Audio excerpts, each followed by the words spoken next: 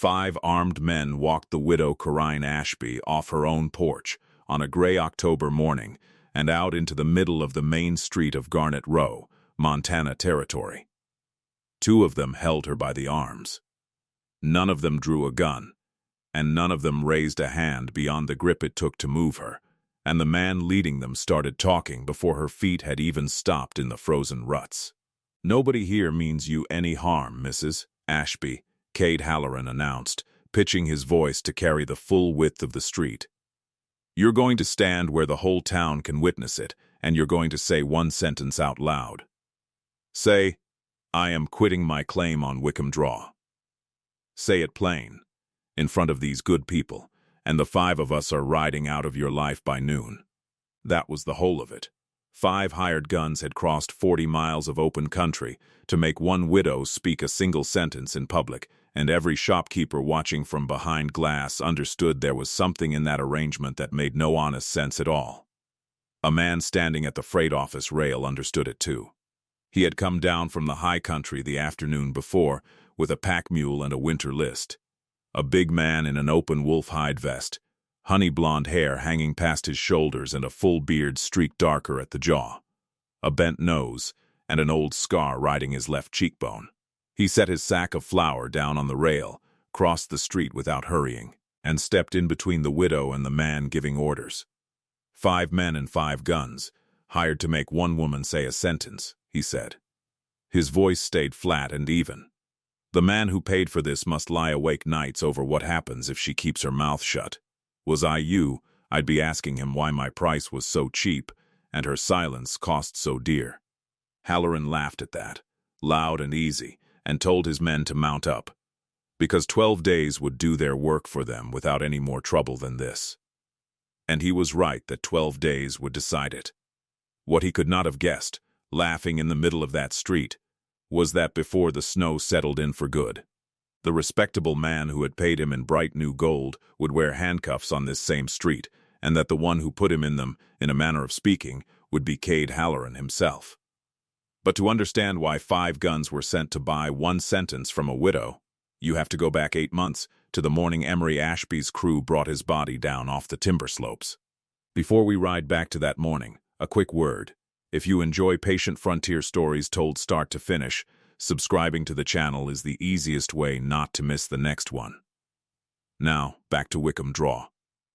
The Ashby claim sat where the low hills folded together above Garnet Row, 160 acres of bunchgrass and lodgepole with a cold creek threading down through the middle of it. Emery Ashby had filed on it 5 years earlier and worked it the slow, unglamorous way homestead law demanded, and in the spring of 1878, he had taken a season's contract at a timber camp 2 days north. Because proving up a claim took cash money the land itself did not yet produce. In April, a felled trunk rolled wrong on a wet hillside, and the crew brought him home under a tarpaulin. And Corinne Ashby buried her husband in the churchyard at Garnet Row, with the ground still half frozen. She was 31 years old, and the law gave her a clear road, though a narrow one. A widow could carry her husband's claim through to final proof in her own name. She had to appear at the land office hearing, show 5 years of residence and cultivation, and bring 2 neighbors willing to swear to it. Her proof day was already set. By that October morning in the street, 12 days remained. It should have been a formality. It would have been, except for what had been happening quietly along Wickham Draw for the past year. 3 families had given up claims in that stretch of country, one after another, each of them selling out for reasons that sounded ordinary enough on their own. A sickness back east in one case, a better prospect out in Oregon in another. Each abandoned parcel had been picked up within weeks by a buyer working through a Helena agent, a buyer nobody in Garnet Row had ever met or could name. And because each sale looked ordinary, nobody in Garnet Row had ever thought to lay the 3 of them side by side and ask why every one of them touched the same creek. The man with the pack mule had been in town less than a day, and he had already noticed 2 things nobody else seemed to. The first was that when Cade Halloran paid for whiskey the night before, he paid in gold coin so new it still carried the mint shine, and hired men drifting between range jobs did not carry coin like that. The second was that Halloran kept touching the breast of his coat, the way a man does over a folded paper he intends to show nobody, and a hired gun who insists on carrying something written down is a hired gun who does not fully trust the man who hired him. Corinne came to the freight office that same afternoon, still steady, still in the dress she had been walked into the street wearing. She had watched him face 5 armed men with a sack of flour at his elbow, and she made him a plain offer. There was fence down on the north line, a woodpile that would not last past January, and a barn roof that needed mending before the heavy snow, and she could pay winter wages for a month of work if he was not particular about grand accommodations. He looked at her for a moment, said the wages would suit, and gave her no name to go with the agreement. She asked twice in the first 2 days, and got a polite silence both times, and after that she let it be. The town, needing to call him something, called him the Mountain Man. He slept in the barn loft, worked from first light, and spoke perhaps a dozen sentences a day.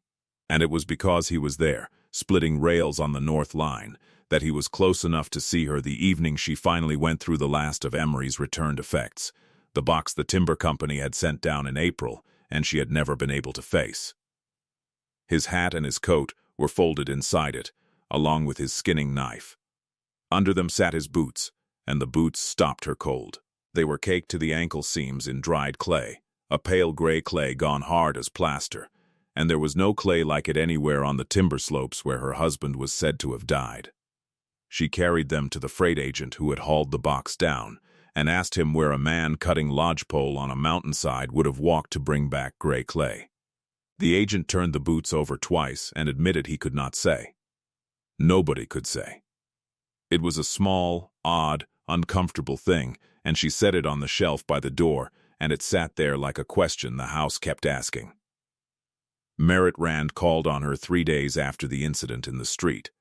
Rand was the land broker at Garnet Row, a trim, soft-spoken man in a good gray coat, and there was not a soul in the county with a bad word for him. When the circuit preacher had been snowed out in April, it was Rand who stood at Emery's grave and read scripture over him, bareheaded in the sleet. Now he sat in her kitchen with his hat on his knee and told her, gently, that what had happened in the street shamed the whole town, and that it also told them both something true. Rough men had noticed her situation. A woman alone on a proving claim drew that kind of notice. He would pay her a fair price, better than fair, and she could winter somewhere safe and civilized, and he would count it a kindness done to Emery's memory. Mrs. Hesse Coyle, who kept the boarding table in town and had known Corrine 6 years, said the same thing over coffee, and said it with feeling. That man read over your husband's grave with his own mouth, Hesse told her. Thank Providence somebody respectable is looking out for you. And take the money. Corinne thanked them both and sold nothing. The claim was 5 years of her life and every year of her marriage, and the creek ran through the middle of it like a vein through a wrist. Then, at dusk on the following day, her nearest neighbor Dane Petrick came up the wagon road on foot, carrying the hand auger he had borrowed in September. He was one of her 2 sworn witnesses for proof day, a decent man who had threshed alongside Emery every fall they had been on that land. He set the auger on the porch boards, said he was sorry, said he could not stand up for her at the hearing after all, and would not say why, and would not meet her eyes while he did not say it. She watched him walk back down the road in the failing light. That night, from the dark kitchen window, she counted lantern movement twice along the ridge above the creek. Riders, keeping to the high line, in no hurry at all. 9 days remained. She had 1 witness left, and somebody out there in the dark was counting the same days she was. Corinne Ashby did not sleep much the night Dane Petrick gave back the auger, and by morning she had made up her mind about one thing. If her witnesses could be frightened off one at a time, then she would go to the second one herself, before anybody else got there first. Her second sworn witness was Ilse Lundgren, whose family held the claim 2 miles down the creek. Corinne rode down at mid-morning and found Ilse alone at the wash line, and the 2 women talked for the better part of an hour with wet linen snapping between them in the wind. Ilsa did not pretend nothing was wrong. Riders had sat their horses at the edge of the Lundgren hayfield 2 evenings running, near enough to be seen and far enough to be deniable, and her husband had stopped talking at supper, and she had a daughter not yet 3. Corinne did not argue any of that away. She said only what she had come to say. Every family that had left Wickham Draw had left quietly, one at a time, each of them certain their trouble was theirs alone, and the leaving had not bought a single one of them peace, only a smaller map. Then she reminded Ilsa of the dry August 2 summers back, when the Lundgren seep had failed by the first week of the month, and Ilsa had driven the water wagon up to the Ashby Spring every second day with her baby riding in among the barrels, and nobody on that creek had asked her for a cent or a favor, because water was what neighbors were for. Corinne said she was not calling in a debt. She said she was asking Ilsa to remember what the draw had been like when people still stood in each other's yards without counting riders on the ridge first. Then she said the harder thing, which was that she would understand either way. And she meant it, and Ilsa heard that she meant it. Ilsa promised nothing, but at the gate she caught Corinne's sleeve and asked, very low, whether it was true what her husband had heard in town, that the men in the street that day had been paid in new minted gold. Corinne said it was. Ilsa stood with that a moment and went back to her wash without another word. While the women talked, the mountain man was reading the ridge. He had gone up before sunrise to the line where Corinne had seen the lanterns, and the ground told him its story plain. Shod horses, 4 or 5, walking a patrol line they already knew well enough to ride in the dark. He picked a thrown nail out of the frost and turned it in his fingers. It was a forge-cut nail with a squared head, town work, the kind the Garnet Row smithy cut, and when he followed the trail off the ridge it did not bend north toward the Badlands where drifting hardcases wintered. It looped wide around the Ashby fence line and ran straight back down toward the lights of Garnet Row. Whoever was watching the widow's claim rode out from town, and rode home to it after. He told Corinne that much over supper, because she had asked him straight, and he did not believe in softening ground a person had to walk on. She took it the way he was coming to expect, with a long silence and then a practical question, and afterward, because the lamp was lit and neither of them was ready to sleep, she asked him a different kind of question. She had quit asking his name by then, so instead she asked what a man was called before he was called nothing. He was quiet long enough that she thought the answer was no answer, and then he told her a piece of it. He had been a stock detective once, in Wyoming, hired by an association of big cattlemen to read trails and find stolen beef, and he had been good at it.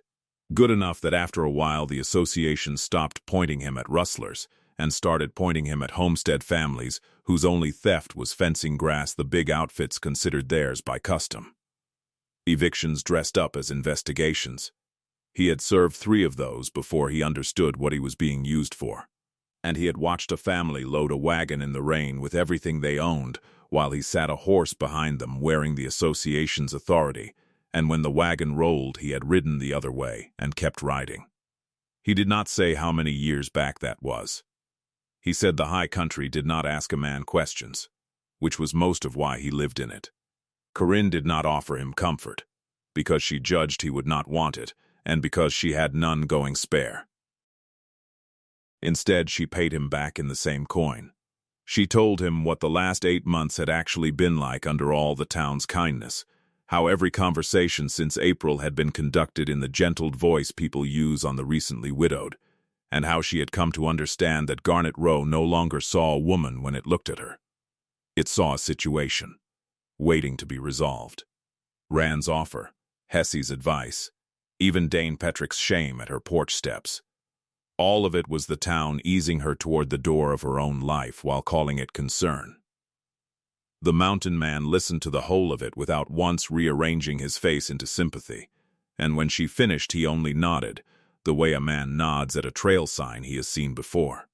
It was the first evening either of them could remember in a long while that being understood had not cost anything.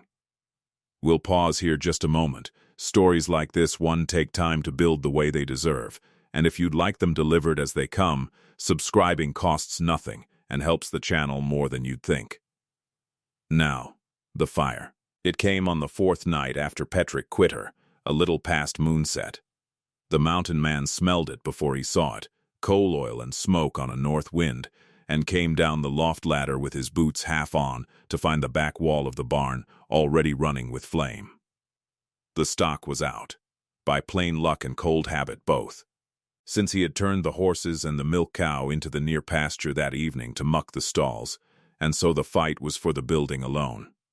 The heat came off the back wall in a solid standing sheet, and they worked the seam of it for better than 2 hours, hauling from the well until the rope skinned her palms raw inside her gloves, beating out the creeping ground fire with wet saddle blankets while burning shakes lifted off the roof and sailed glowing into the dark pasture. They lost the back third of the barn and the tack wall and most of the stored hay, and losing the hay was its own quiet disaster, because hay in late October was winter itself. And every rancher in the county knew that a widow who could not feed her stock through February would have to sell them by Christmas, and that a claim without stock was a claim half surrendered already. They saved the rest because the wind swung east near dawn and gave them the seam of the fire to work against. Nobody rode up to help. The glow was visible from town, and nobody came. It was in the wreck of it, in that gray hour when everything is wet and black and smells of ruin, that Corinne found the box. She was pulling charred boards off the collapsed tack wall to see what harness could be saved, and behind a board that had been nailed up double, in a gap built too square to be an accident, sat a tin cracker box with its lid rusted fast. Emery's hiding place, in Emery's barn, and she had shared the man's bed for 10 years and never known it was there. She broke the lid with a screwdriver right there in the ashes. There was no money in it and no deed. There was one letter, in her husband's careful, laboring hand, addressed to Merritt Rand at Garnet Row, stamped and sealed, and never sent. She read it standing up, by first light, alone, with the burned barn steaming around her. She read it twice through before any of it would settle, her hands leaving ash prints on the margins of her dead husband's handwriting, and the second time she read it slowly, the way a person reads a thing they know is about to divide their life into before and after. Emery had written it in April, dated 2 days before he died. In it he answered, plainly and finally, an offer Rand had made him in private that winter, an offer Corinne had never heard one word about. Rand had wanted the claim, had wanted it badly enough to raise his price twice, and Emery had walked the creek line to understand why before he answered. He had walked it with Rand's own hired surveyor, a man named Aldous Pratt, in the March mud, and what the walking showed him he set down in the letter in one flat sentence. The spring that fed Wickham Draw rose on Ashby ground, inside his own filed quarter section, and every other claim and every foot of timber below them drank from it. And in a dry August it was the only water on that side of the hills that did not fail. Whoever held the Ashby parcel held the throat of the whole draw. Emery's answer to the offer was no, courteous and complete, and the letter closed by telling Rand he ought to deal square with his neighbors about the water, because Emery intended to. He had died with the letter still in the box, and his boots had come home caked with pale gray clay, and Corinne knew now where that clay lived. It lined the spring bank at the head of the draw, on her own land, at the place her husband had walked in March with Merritt Rand's surveyor. She stood in the burned barn a long time.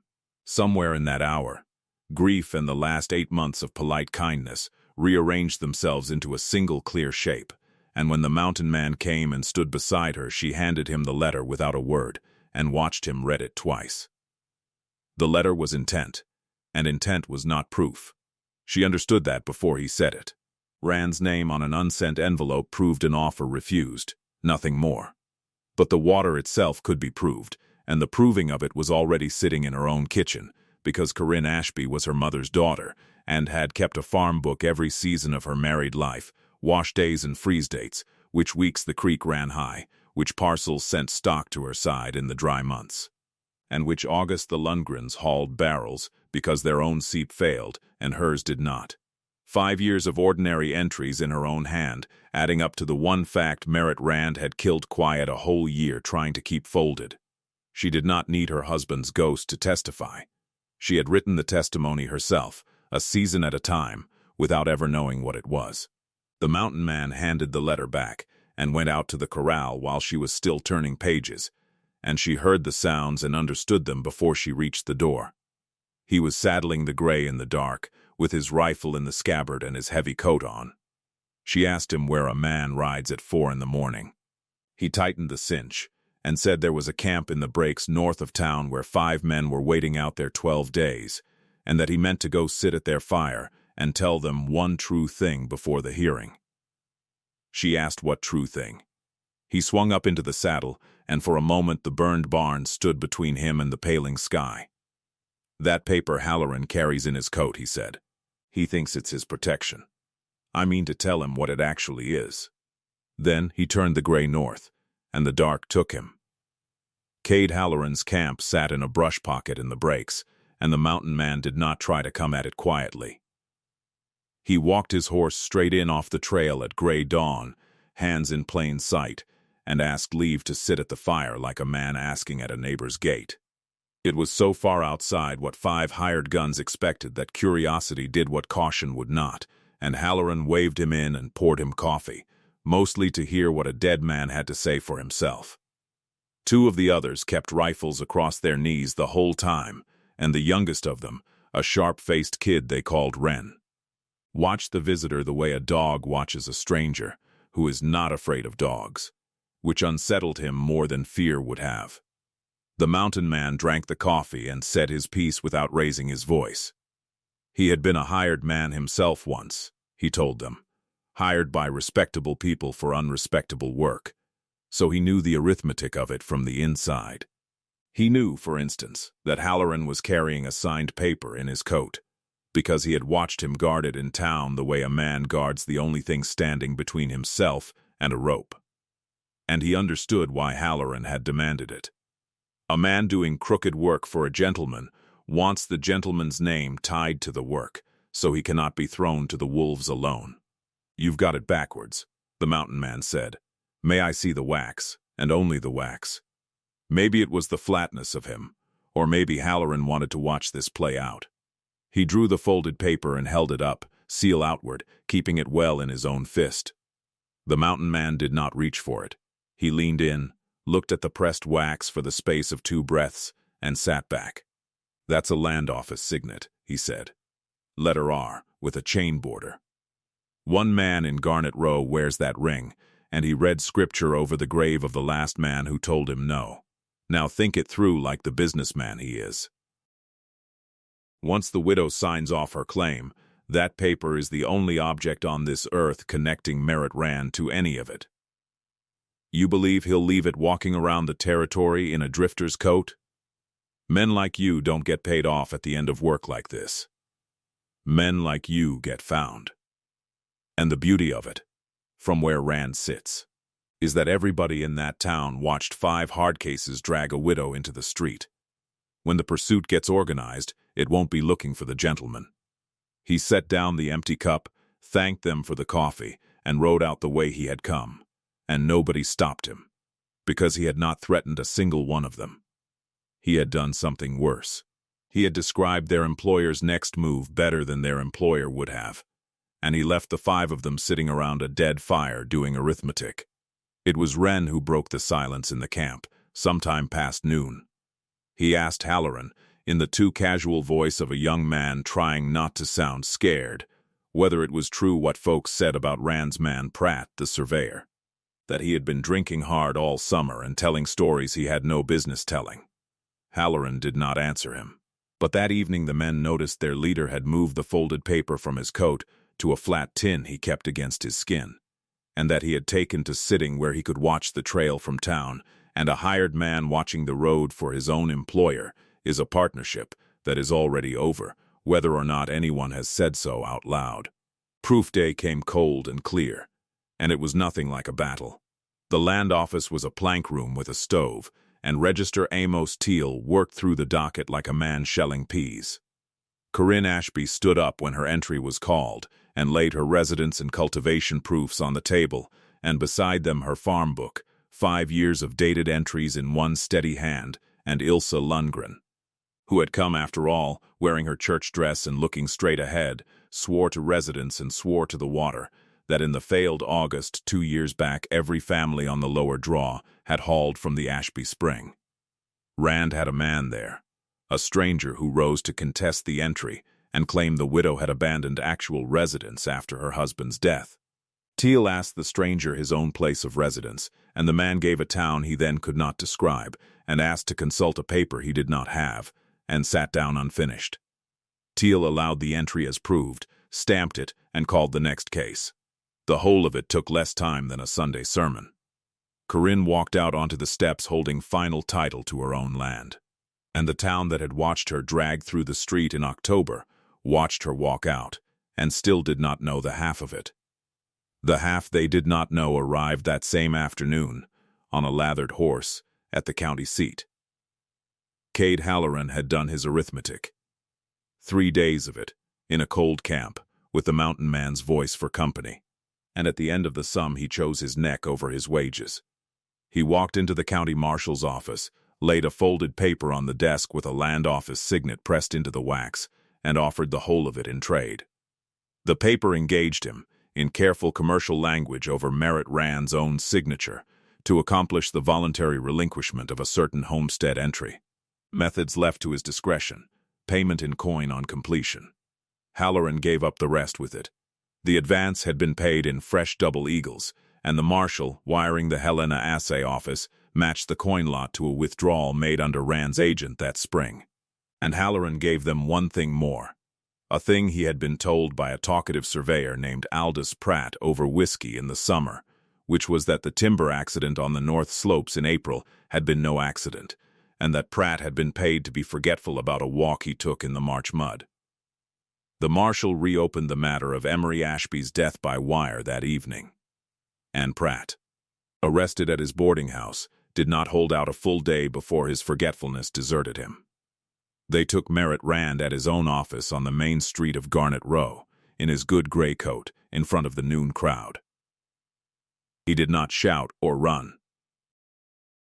He asked, twice in a voice people had trusted for years, whether this could not be handled privately, and the second time he asked it, the marshal answered by reading the charges aloud where everybody could hear. Conspiracy and fraud upon the land office first, and then the matter of Emery Ashby. A sound went through the noon crowd at that second charge, low and involuntary. The sound a town makes when it finally understands what it has been living next to. Dane Petrick was there too, at the very edge of the crowd, holding his hat, and he did not try to catch Corinne's eye, and did not slip away either. He stood and made himself watch all of it, which was, in its way, the first brave thing anybody had seen out of him since September. Mrs. Hesse Coyle was standing on the boarding house steps with a dish towel still over her shoulder, close enough to see the irons go on the hands of the man she had called Providence's own. She did not say anything, that day or after. But the women at her table noticed she never again spoke the word respectable about anybody, as though the word itself had been arrested along with the coat. Rand's quiet buyer in Helena turned out, on subpoena, to be Rand, and the 3 swallowed claims along Wickham Draw came apart in the courts through the winter. As for the water, Corinne settled it the way her husband's letter had asked, with a written agreement giving every family on the draw drawing rights from the spring in the dry months, signed at her own kitchen table before the first thaw. And the first name on it under her own was Dane Petrick's. The barn got rebuilt in November, the new wood pale against the old, and this time the town came. Wagons started up the road the first Saturday after the arrest, carrying lumber and cold chicken and men who had watched the fire glow from their own windows and stayed home, and none of them said anything about that. And Corinne let them not say it, because a frontier apology is a day's free labor, and everybody present understood the currency. The Lundgrens came both days.